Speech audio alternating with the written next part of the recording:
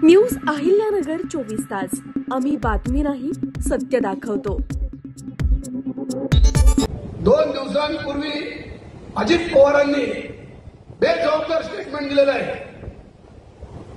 त्यांनी सांगितलं की मला पुरेशी लोकांवर अन्याय झालेला चालणार नाही, मला शेतकऱ्यांवर अन्याय झालेला चालणार नाही आणि गोरक्षकांना गाडी अडवायचा अधिकार नाही।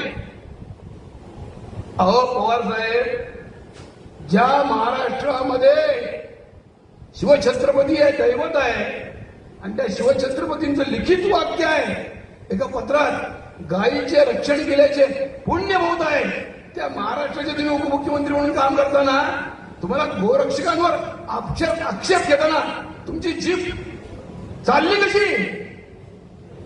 तुम्हाला काही जनाची नाही पण मनाची तरी आहे का नाही?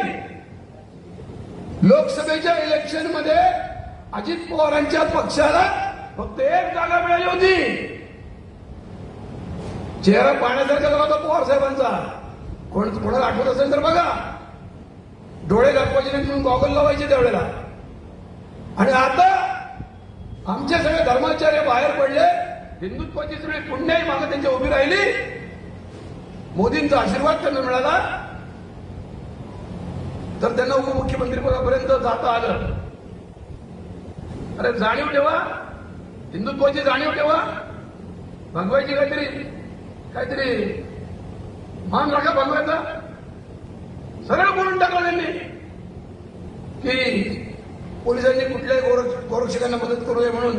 आणि रश्मी शुक्ला आणि ते मुंबईचे देवेंद्र भारती नावाचे आयुक्त हे त्यांच्या मिटिंगला उपस्थित होते, परंतु अत्यंत चुकीची आणि लज्जास्पद गोष्ट आमच्या उपमुख्यमंत्र्यांकडून घडलेली आहे आणि या पवित्र व्यासपीठावरून मी त्याचा निषेध करतो।